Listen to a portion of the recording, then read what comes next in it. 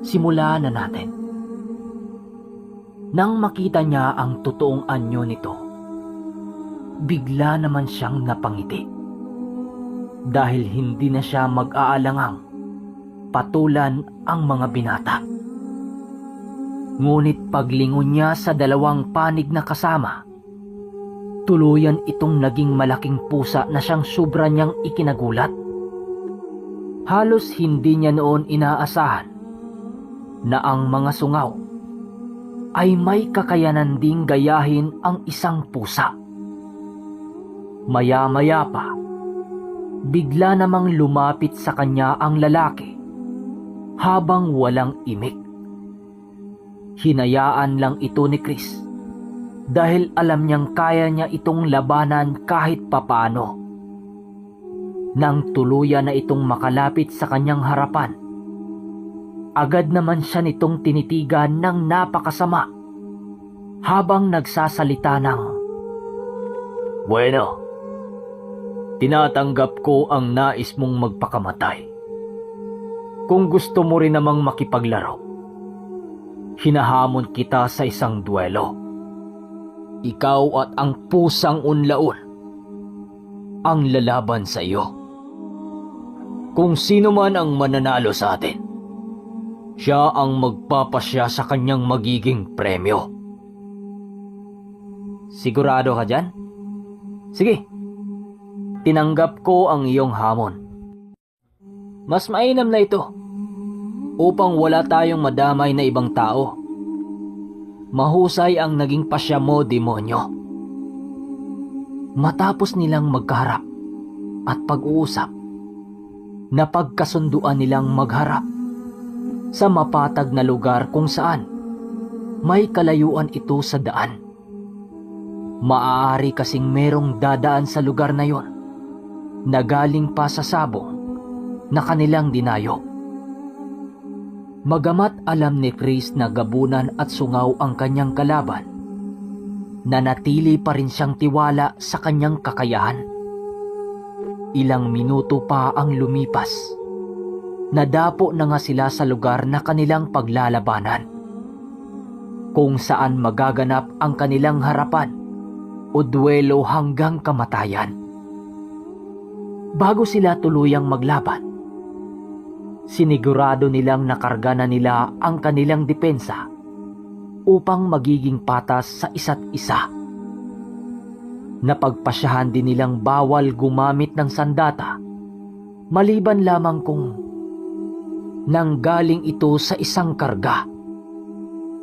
Matapos ang kanilang nakakakilabot na pagdasal, handang-handa na nga ang kanilang sarili ng mga oras na yon.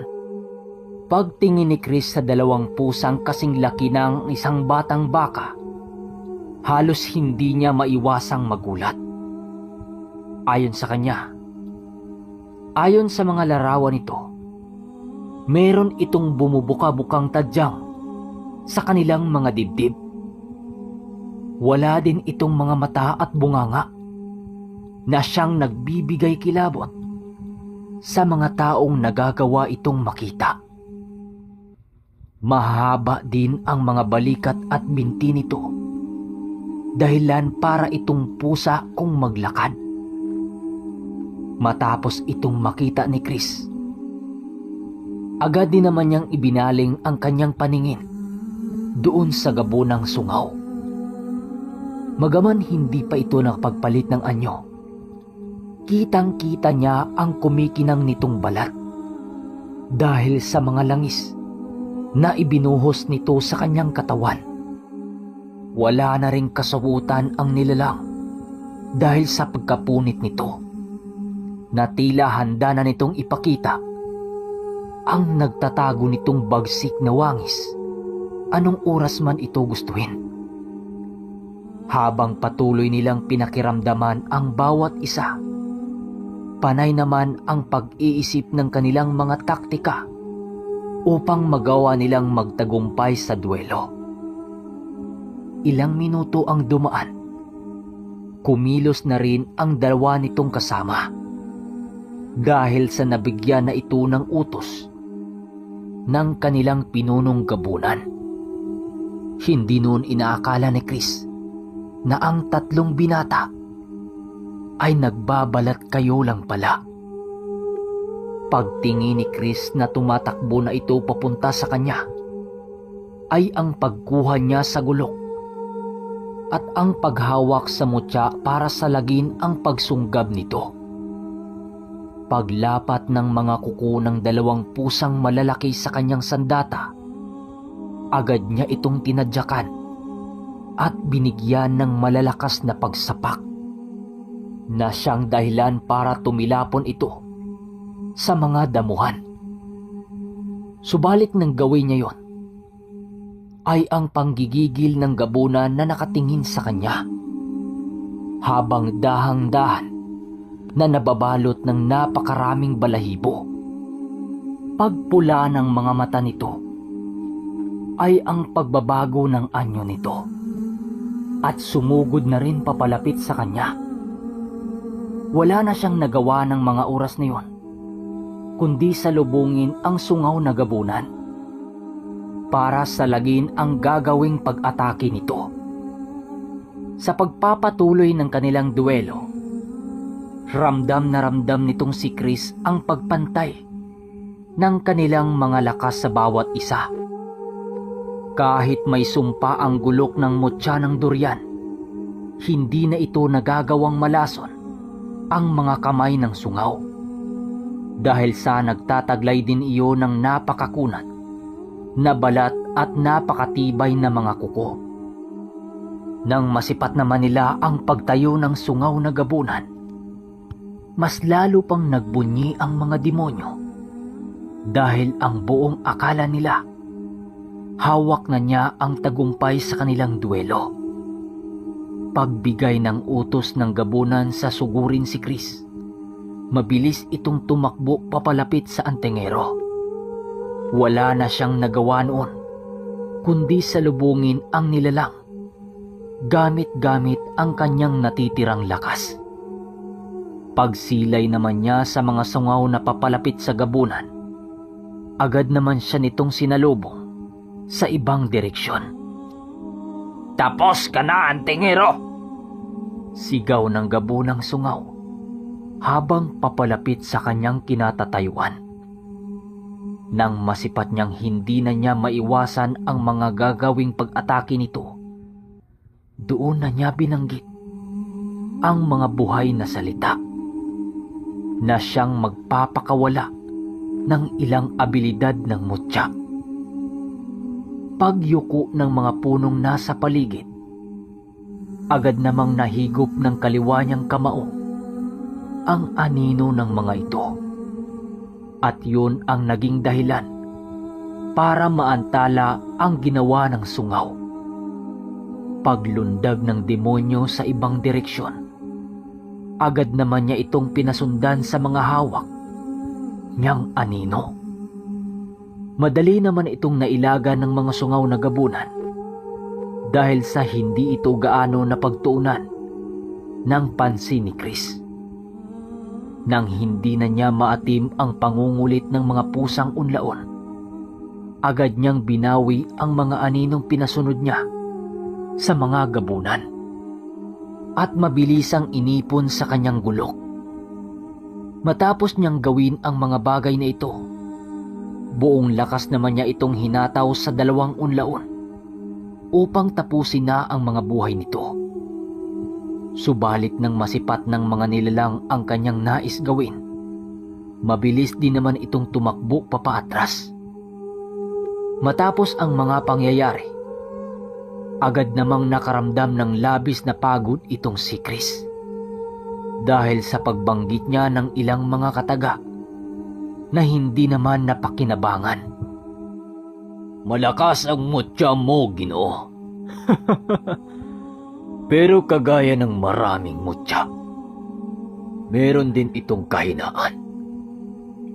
Hindi mo ko kayang tapatan kung bilis ang iyong pagbabasihan. Wika ng sungaw na gabunan. Kasabay ng pagwika nito ay ang muli niyang pag-utos sa 2 unlaong aswang na kanyang alaga. Hindi siya nito tinatantanan hanggang sa dumating sa puntong napaluhod na siya dahil sa pagod. Nakaramdam na rin siya ng labis na pagkagutom dahil sa ito ang nagsisilbing lakas ng kanyang mga buhay na dasal upang mapagtagumpayan at ito ay mapagana. Maya-maya pa, doon na siya dahan-dahang nilapitan ng mga kalaban upang tapusin na ang kanilang mga sinimulan. Mabilis namang tumayo doon si Chris at walang pagdadalawang isip na muling nagbanggit ng mga buhay na dasal. Matapos itong marinig ng gabunan, agad nitong pinasugod ang 2 malapusang unlaon at kasabay ng paghatak ng demonyo sa ibang direksyon. Talagang tinutukan siya nito dahil hindi nito inalis ang kanilang mga paningin kay Chris dahil maaaring malagay pa rin sila sa peligro, maging ang kanilang mga buhay kung hindi sila mag-iingat. Maya-maya pa, tuluyan na ring nakalapit ang 3 nilalang at walang habas nilang pagtutok ng saksak sa buo niyang katawan. Hindi naman nila ito nagawang masugatan dahil patuloy pa rin itong sinasalag ng gulok ng mutya. Nang makakuha naman ng pagkakataon si Chris para umatake, agad naman niya itong ginawa ng walang pagdadalawang isip. Paglapat ng kanyang gulok sa katawan ng pusang unlaon, buong lakas naman niya itong itinarak sa pagbabakasakaling magawa na niya itong mapatay. Pagkakita naman ng gabunan sa kanyang ginawa, agad naman itong tumungo papunta sa kanyang likuran at buong lakas siyang pinagkakalmot ng walang tigil. Patuloy naman itong iniinda ni Chris dahil sa kailangan niyang mapaslang ang alaga nito. Naniniwala kasi siya na kapag hindi na kayang lumaban ng 2 pusang unlaon at mahirap na sa gabunan na siya'y kaharapin. Sa pagpatuloy ng kanilang duelo, doon na nga naramdaman ni Chris ang panghina ng 2 pusang unlaon. Kahit dahan-dahan na noong kumalas ang kanyang ulirat sa katawan, pilit naman niyang tinatagan ang kanyang sarili para magwawagi sa laban. Nang maramdaman niya ang nilalang, agad naman niyang iwinaksi sa kanyang likuran ang gabunan na patuloy na ibinabaon sa kanya ang matutulis nitong mga kuko. Laking pasasalamat na lamang noon ni Chris dahil hindi siya nagawang talikuran ng kanyang mga buhay na dasal na siyang nagbibigay sa kanya ng pambihirang kunat sa katawan. Sa paglayo ng gabunang sungaw sa kanya, buong lakas pa rin siyang tumayo kahit meron na siyang iniinda at ang mga sugat sa kanyang likod. Paano ba yan? Wala ka ng kakampi, wika ni Chris habang pilit na itinuwid ang kanyang paggalaw. Nang marinig yun ng gabunan, tanging pagngisi lang naman ang nagawa nito. Kung makapagsalita ka, parang nagawa mo na akong natalo. Ni hindi mo nga maituwid ang iyong pagtayo. Paano ako matatakot sa iyo? Kasabay ng pagsalita ng gabunan ay ang pag-angil nito habang dahan-dahang inihanda ang sarili sa gagawin nitong paglusob. Nang makita naman ito ni Chris, buong lakas naman niyang hinawakan ang kanyang gulok para maging handa sa mga susunod na mangyayari. Ipagkaloob mo sa akin ang buong mong kapangyarihan at sumapi sa hawak ko na gulok. Paparating niya sa kanya ang mga kuko ng gabunan. Subalit bago pa ito lumapit sa kanyang balat, nagawa na itong masalag ng hawak niyang gulok. Ito na ang panghuli kong abilidad. Kapag hindi ko pa nagawang mahuli ang bakulaw na to, dito na rin titigil ang buhay ko. Sa pagbalot ng mga anino sa kanyang kamao, agad naman niya itong isinuntok sa lupa dahilan para mabilis itong nakalakbay sa lupa patungo sa kinaroroonan ng gapunan. Ano itong sumuot sa katawan ko? Hindi ako makagalaw. Natumba ang nilalang. Huwag ka nang magpupumiglas. Huling lakas ko na to para gapusin ka. Ito, namnamin mo. Matapos niyang maghapos ang gabunan, agad naman siyang nag-ingat sa paglalakad. Natutulala ka dyan ah. Ano? Hindi ka makapaniwala sa mga nasaksihan mo? Panalo ka na, Tingero. Kagaya ng napagkasunduan. Malaya ka na ngayong kunin at nais mong papremyo. Alam kong papatayin mo rin ako. Kaya wag mo nang patagalin pa. Wika nito habang nakatingin sa kalangitan. Sige, magsalita ka lang dyan. Nag-iisip ako kung ano ang pwede kong gawin sa'yo. Pero bago ko tuluyang pagpasyahan ang iyong buhay, nais muna kinang tanungin ng ilang mga bagay. Sabihin mo sa akin ang pugad ng mga hanago na may kaugnayan sa mga sungaw. Wika ni Chris. Sige. Sasabihin ko sa iyo ang lahat. Alinsunod sa ating napag-uusapan bago nag-umpisa ang ating duelo.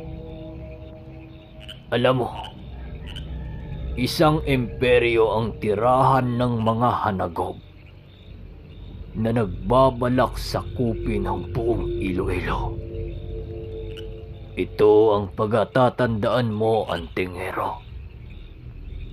Kapag nawala sa lugar na ito ang albularyong nagngangalang Macario, doon na mag-uumpisa ang pananakop ng aming lahi. Sa unang araw ng pananakop ng mga hanagob sa lupang ito, kakalat ang salot sa buong paligid. At alam kong magiging ang mga alaga mong mga hayop hindi makakaligtas dito. Magiging masama na rin ang mga tao at malulong sa masamang bisyo na siyang sisira sa templo ng Diyos na sinasamba niyo.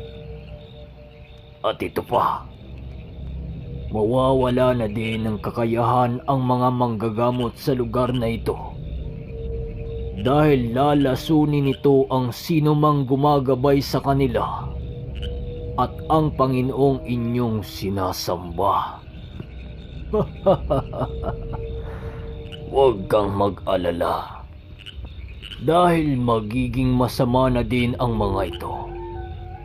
Dahil tatalikuran na sila ng kanilang mga mutya at lihim na karunungan. At sa pangyayaring yan, sisiklab ang hindi pagkakaunawaan at hindi maglaon, hahantong sa patayan. Matapos itong malaman ni Chris, halos hindi siya makakibo dahil sa sinabi ng hari ng gapunan. Alam niyang nagsasabi ito ng totoo dahil kilala ang mga sungaw na gabunan na may paninindigan sa mga binibitawan nilang salita.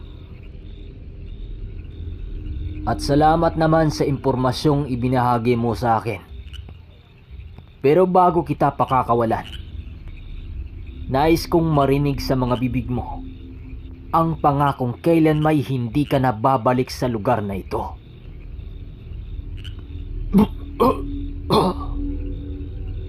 Pangako, Antinghero, hindi na ako babalik sa lugar na ito. Kapag mangyayari pa ang mga bagay na yan, huwag ka nang magdadalawang isip na patayin ako. Pero, hindi na yun mangyayari pa. Salamat naman kung ganun. O siya, babawiin ko na ang sumpa ng mutyang tangan ko sa katawan mo. Muli-muli, salamat. Salamat sa pangalawang buhay na binigay mo. Pangako, gagamitin ko ito sa kabutihan. At kung may kailangan ka, tawagin mo lang ako sa inyong isipan. Kahit ilang milya pa ang layo ko sa iyo, pupunta ako at makakarating. Kasabay ng pag-uwi ka nito ay ang pagtakbo nito sa looban ng gubat upang bumalik na sa lungga nito. Kahit papano, hindi naman nagsisi si Chris dahil nakita niya sa puso ng gabunan na meron din itong tangan na kalooban. Lumipas ang mga minuto, agad naman niyang binagtas ang daan patungo sa baryo upang makapagpahinga.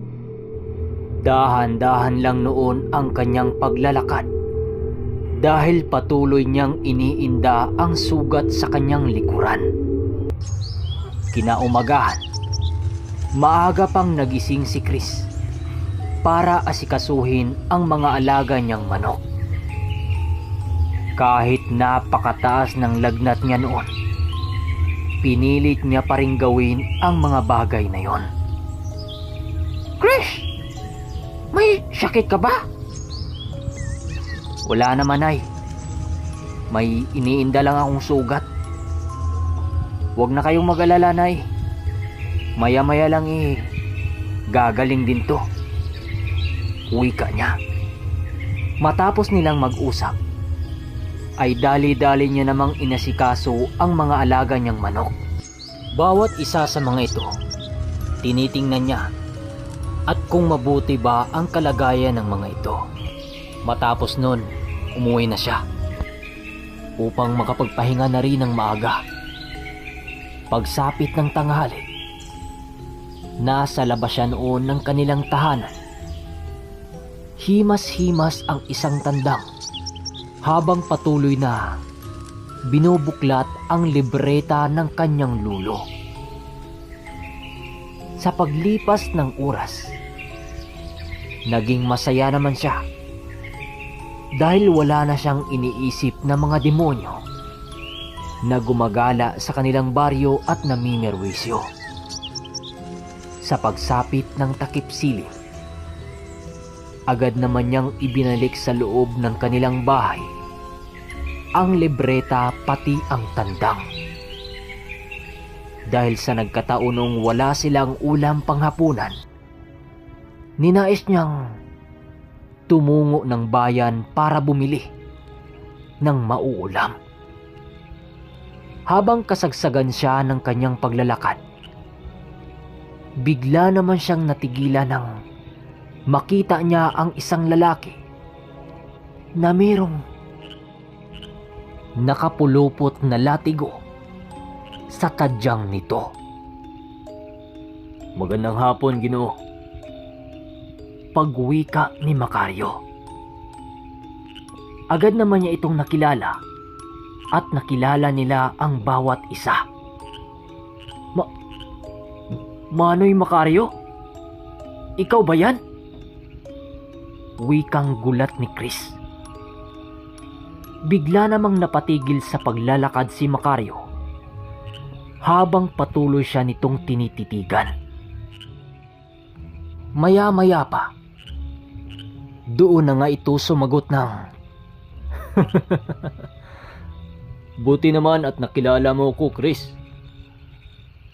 Matapos nitong makapagsalita, halos lumundag naman sa tuwa ang damdamin ni Chris.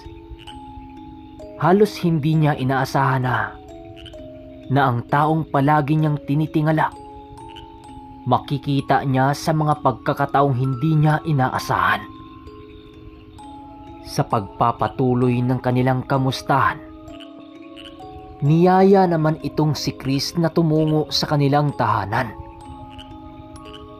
Kahit inusinti man ang kaanyuan ni Macario, ramdam na ramdam ni Chris ang mga kasama nitong nagtatago lang sa paligid.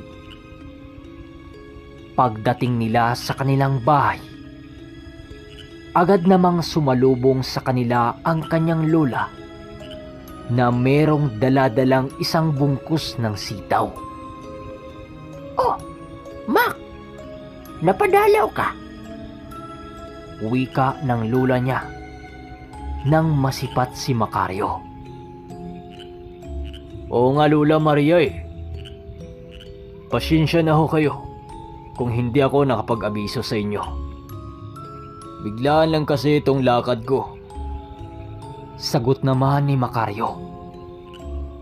Matapos ang kanilang kamustahan at kunting pag-uusap, agad naman silang pumasok sa kubo at nang mapag-usapan ang pakay nito. Pag-upo nito sa sala, agad namang inilahad nito ang tungkol sa hanagob na hari ng mga sungaw na kanyang sinusundan. Sa dinapawan huling naramdaman ng berdugo ang presensya ng mga ito. Kahit malayo ang lugar na ito, nagpupumilit akong tumungo para sundan at kitilan ng buhay ang mga demonyong yan.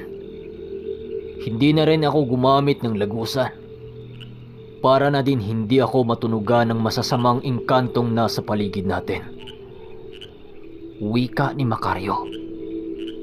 Matapos nilang mag-usap, agad naman pumasok sa isipan nitong si Chris ang mga impormasyong binahagi sa kanya ng kabuuan doon sa sungaw na kanyang kalaban.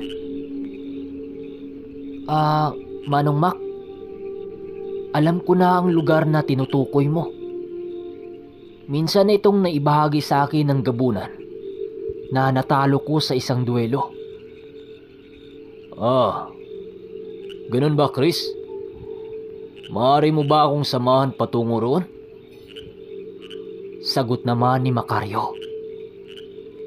Nang marinig ito ni Chris, agad naman siyang tumango upang sumang-ayon sa sinabi nito.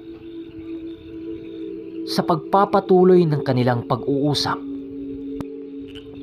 agad namang napansin ni Chris noon ang parang paglangit-ngit ng kanilang kubo. Pakiramdam niya noon, hindi lang sila ang taong kasalukuyang naroon sa kanilang bahay. Maya-maya pa, laking gulat na lamang niya nang dahan-dahang lumitaw sa kanyang mga mata ang isang diwatang natatangi sa lahat. May kasama rin itong malahalimaw na nilalang na merong daladalang pamalo na maraming tinik. Matapos niya itong makita, doon niya napag-alaman na kaya pala bumibigat ang kubo dahil sa mga kasangga ni Macario na sumasabay din sa kanilang pagpasok.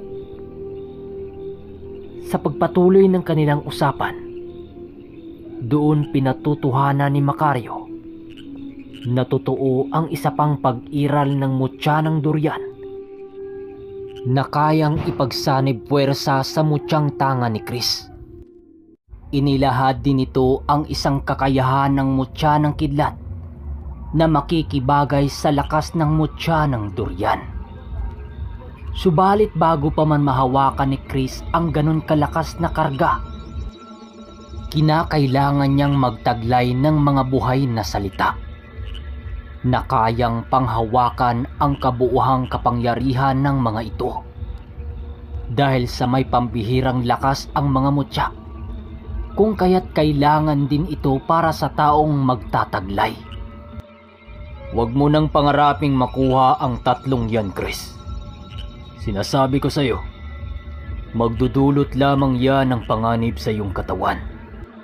Kung nais mong mas lumakas pa ang iyong tangan na mutya ng durian, kunin mo ang isa pa nito na kabahagi ng kanyang kapangyarihan. Wika ni Macario. Kasabay ng pagsasalita nito, ay siya namang pagkuha ni Macario ng kanyang latigo upang ipakita kay Chris. Nais ding malaman ni Chris na hindi sa mga mutya na babasi ang totoong kalakasan ng isang antingero, bagkus ang talino nito sa mga pagpapasya sa pagkakataong malalagay sa panganib ang kanyang buhay. Nakikita mo ang latigo na ito?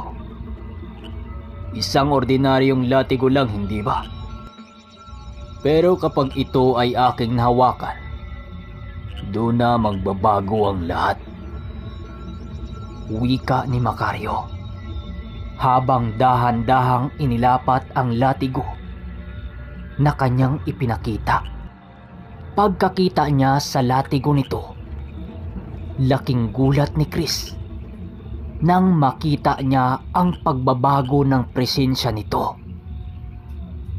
Kita mo? Hindi sa agimat o sa mutya na babasi ang lahat.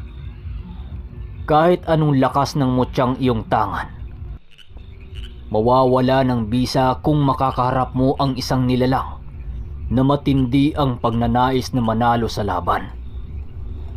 Unawain mo ang mga sinasabi ko sa iyo, Chris. Sigurado akong makakatulong yan sa iyo pagdating ng panahon. Muling sabi nito. Nang makita ni Chris ang sinabi nito, halos magmukha itong batang kakarampot lang ang nalalaman sa mga lihim na karunungan.